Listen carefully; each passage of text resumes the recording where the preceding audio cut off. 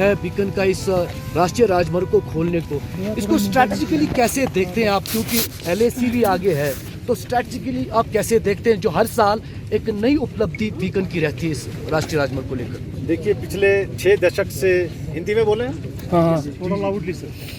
6 दशक से मतलब 60 साल से करीब इस पास को खोला जाता है BRO के द्वारा, और ये करीब 6 महीने तक बंद रहने वाला पास है। ये ऐसा पास है जहाँ पर संसार में सबसे ज़्यादा बर्फ़ पड़ती है, और जो खासकर आप लोग हैं मीडिया के भाई लोग, वो जानते हैं इसकी चैलेंजेस और किस तरह से अचानक यहाँ पर एवलांच भी आ जाते हैं। लेकिन वो 6 महीने हमारे लगातार पिछले 60 साल से चलते रहे। पिछले साल हमने ये निश्चय किया कि इसको 6 महीने को हम कम करेंगे, और पिछले साल हमने इस पास को केवल 110 दिन बंद रखा, तकरीबन 3.5 महीने, और उससे काफ़ी फ़ायदे हुए। उसका हमने स्टडी भी किया, मैं आपको बताऊंगा। और इस साल हमने इसको 73 दिन में खोला। अभी जो आज है 73 दिन ही ये बंद रहा है। 4 जनवरी को हमने इसको खोल के रखा, और आज इसको दोबारा से खोल रहे हैं। तो इसका एक बहुत महत्वपूर्ण स्थान है ऐतिहासिक रूप से। इसके क्या हमारे फ़ायदे हुए, उससे पहले मैं आपको ये बताना चाहूँगा कि केवल ये रिकॉर्ड नहीं है, ये एक हमारी जो मानसिकता थी, जो हम सोचते थे कि भाई ये 6 महीने तो बंद ही रहेगा और 6 महीने से पहले नहीं खुल सकता। कभी कभी हम 5 महीने में भी खोल देते थे, लेकिन उसको हम तोड़ना चाहते थे। और वो आज हमारे जो बहादुर कर्मयोगी हैं, दोनों प्रोजेक्ट के, बीकन और विजायक के, उन्होंने एक करके दिखाया है। ये बहुत बड़ी उपलब्धि है, और इसके बारे में अब मैं आपको बताता हूँ इसका क्या क्या फ़ायदा हुआ सामरिक दृष्टि से और सोशो इकोनॉमिक एंगल से।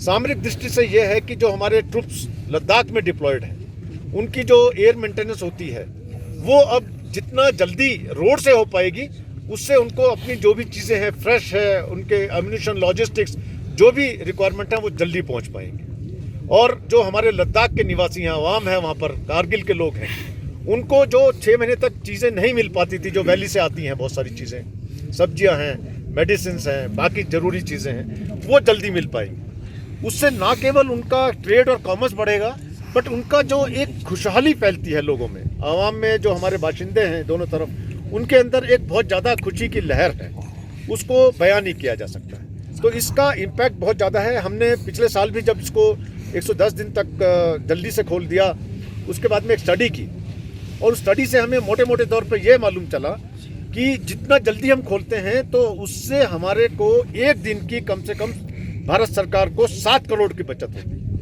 तो पिछले बार हमने जो जल्दी खोला, उसका हमें तकरीबन 400 करोड़ का हम भारत सरकार का पैसा बचा सके, जो हम एयर से चीज़ें भेजते हैं लद्दाख में, क्योंकि लद्दाख जाने के लिए कोई दूसरा रास्ता नहीं है। और इसी सांस में मैं आपको ये भी बताना चाहता हूँ कि जो लद्दाख की ऑल्टरनेटिव जो हमारी एक्सिस है, जो मनाली सरचू लेह पहुँचती है, वो भी पिछले साल हमने, जो मई में खुलती थी, उसको हमने 28 मार्च को खोला। बारलाचला के तहत जो जाती है, लाचुंगला और टंगांगला के थ्रू जाती है, उसको भी हमने 28 मार्च को खोला, जिससे हमारे जो ऑयल टैंकर्स और बाकी रसद जो जाती हैं फौज के लिए और जो सिविल एडमिनिस्ट्रेशन के लिए, वो जल्दी आ पाई। इस बार भी उसको हम जल्दी खोलेंगे। और हमारे जो बीकन के लोग हैं यहाँ पर, उन्होंने बहुत चमत्कार किए हैं। राजधान को भी पिछले हफ्ते इन्होंने खोल दिया, जो जाके करीब अप्रैल मई में खुलता था। उससे जो हमारे जो गुरेज वैली के लोग हैं, वो अपने कुछ स्टूडेंट्स हैं, अपने एग्ज़ाम देना चाहते हैं, आगे जाना चाहते हैं, पढ़ना चाहते हैं, मेडिसिन के कुछ अपनी ज़रूरतें हैं, उनको पूरा करना चाहते हैं, वो शामिल हो पाया उस चीज़ में, उस प्रयासों में। और बीकन ने जितने भी पासेज हैं उनके अंडर में, सबको पूरे साल खोल के रखा है। फरकियाँ गली हो, साधना पास हो, जेड गली हो, जमींदार गली, सबको उन्होंने पूरे साल खोल के रखा। ये बहुत बड़ी उपलब्धि है। तो बीकन इस तरफ बहुत ज़बरदस्त काम कर रहा है, और दराज की तरफ हमारा जो प्रोजेक्ट विजायक है, वो बहादुरी से बहुत सारा काम कर रहा है। और आपको मालूम है कि लद्दाख गवर्नमेंट ने विजायक को बहुत ज़्यादा सड़कों का और टनल्स का काम दिया है, जिससे वहाँ पर जो सोशो इकोनॉमिक अपग्रेडेशन है, जो इम्प्रूवमेंट है, वो हो पाएगी, और जो हमारी टूरिज्म है, उसमें बहुत बढ़ावा मिलेगा। तो ये चीज़ मैं आपको बताना चाहता हूँ। सर, LAC पर जो कनेक्टिविटी का काम चल रहा है, इंफ्रास्ट्रक्चर सड़क के हवाले से, उसका थोड़ा स्टेटस अगर बता पाए तो।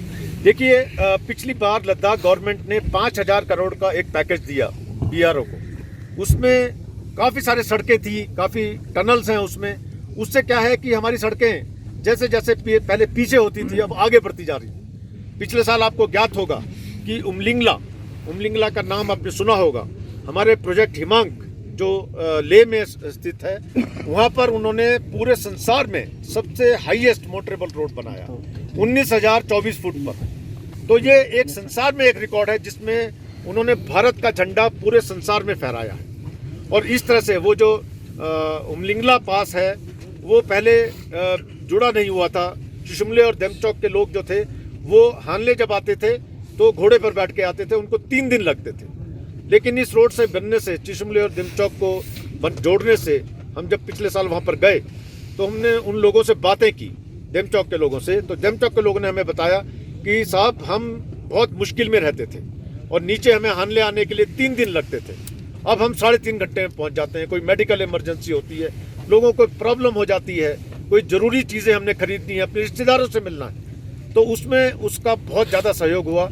और वो जो सड़क है जो पास है LAC से केवल 15 किलोमीटर पे है। तो इससे आप जान सकते हैं कि हमारी सड़कें आगे से आगे बढ़ती जा रही हैं, हमारे ब्रिजेस जो हैं आगे से आगे बढ़ते जा रहे हैं, जिससे हमारी जो फौजें हैं वो आगे से आगे तैनात हैं और हर चैलेंज को स्वीकार करती हैं और हर चैलेंज को लड़ने के लिए हमेशा तैयार हैं। और हमारे जो आवाम है दोनों तरफ की यूटीज़ की, कश्मीर की और जो लद्दाख के लोग हैं, उससे उनको भी बहुत ज़्यादा शक्ति मिलती है, कॉन्फिडेंस मिलता है कि हमारी सड़कें बनी, वहाँ पर टूरिज्म बढ़ता है, बाहर से लोग आते हैं, उनकी आमदनी बढ़ती है और उनकी जो रहने का जो स्टैंडर्ड है वो बहुत ज़्यादा बढ़ता है।